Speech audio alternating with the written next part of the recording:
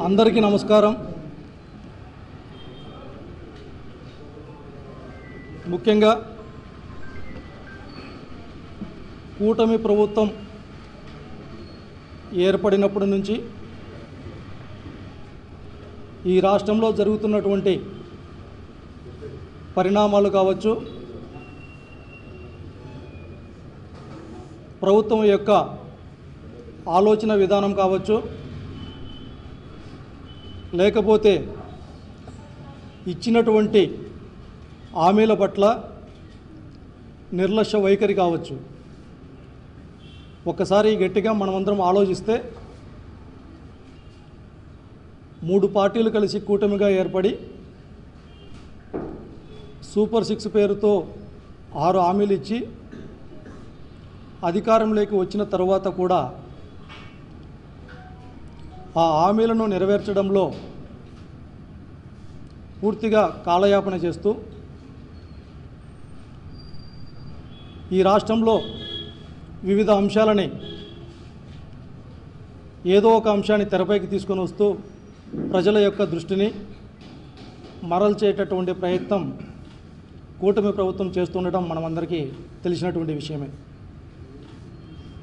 ఈ సందర్భంలో మా నాయకుడు జగన్మోహన్ రెడ్డి గారు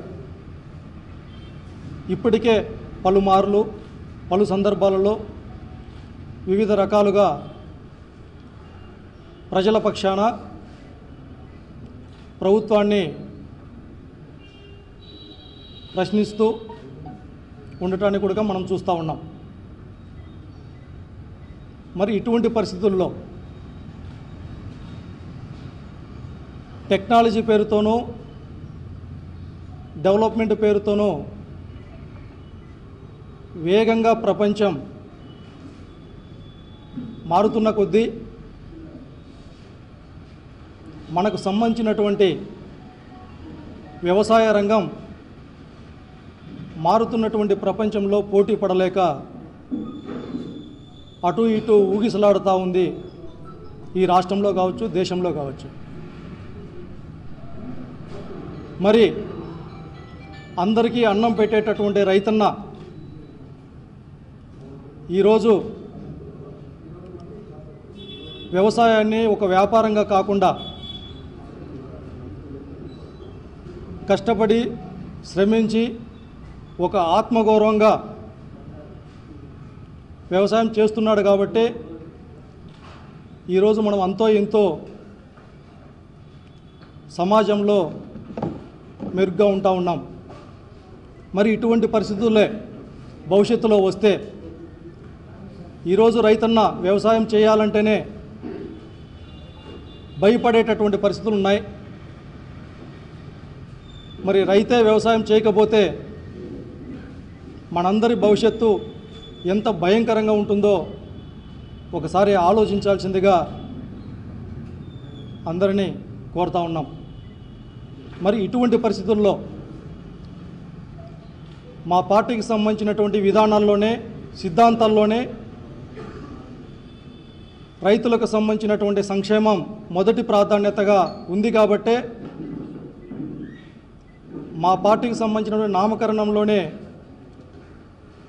రైతులకు సంబంధించినటువంటి పదం ఉంది. మరి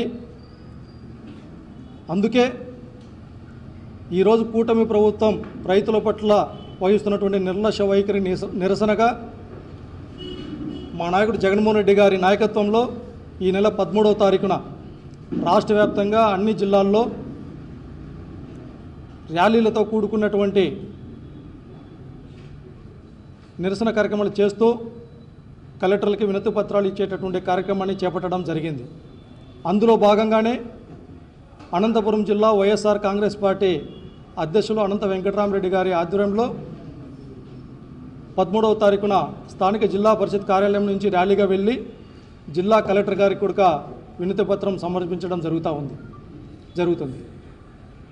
ముఖ్యంగా ఈ సందర్భంగా ఈ రాష్ట్ర ప్రజానీకానికి కావచ్చు, రైతాంగానికి కావచ్చు, మేధావులకు కావచ్చు, ప్రజా సంఘాల వాళ్ళకి కావచ్చు, ప్రతి ఒక్కరికి ఒకసారి గట్టిగా ఆలోచించమని విజ్ఞప్తి చేస్తూ ఉన్నాం.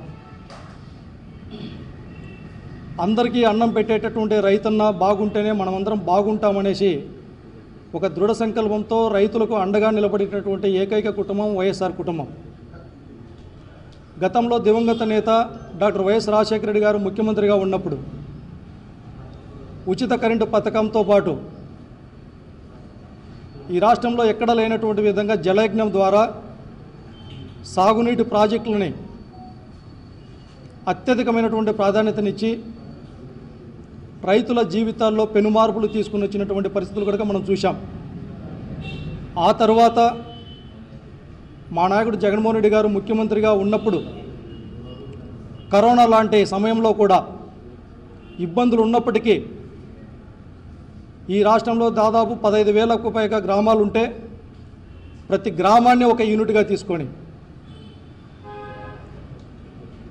ప్రతి గ్రామంలో ఒక రైతు భరోసా కేంద్రాన్ని శాశ్వతంగా నిర్మించి దాని ద్వారా ఆ గ్రామంలో ఉన్నటువంటి ఏ రైతు కూడా తనకు సంబంధించినటువంటి సమస్యల పట్ల కానీ తనకు సంబంధించినటువంటి వసతుల పట్ల కానీ ఆ గ్రామం పొలిమేర కూడా దాటకుండానే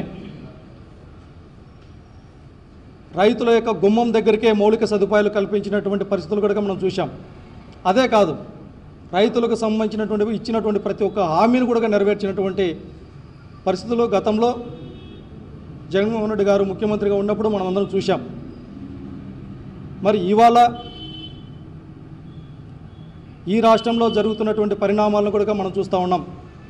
ఇచ్చినటువంటి హామీలను పక్కదోవ పట్టించే విధంగా రైతులకు పెట్టుబడి సాయంలో కావచ్చు, ఇచ్చినటువంటి హామీలు ఏదైతే పెట్టుబడి సాయం కింద 20,000 రూపాయలు ఇస్తామని చెప్పారో ఎప్పుడెప్పుడు ఆ హామీని నెరవేరుస్తారా అనేసి ఈరోజు రైతులు బిక్కుబిక్కుమనేసి ఎదురు చూసేటటువంటి పరిస్థితులు కూడా చూస్తూ ఉన్నాం.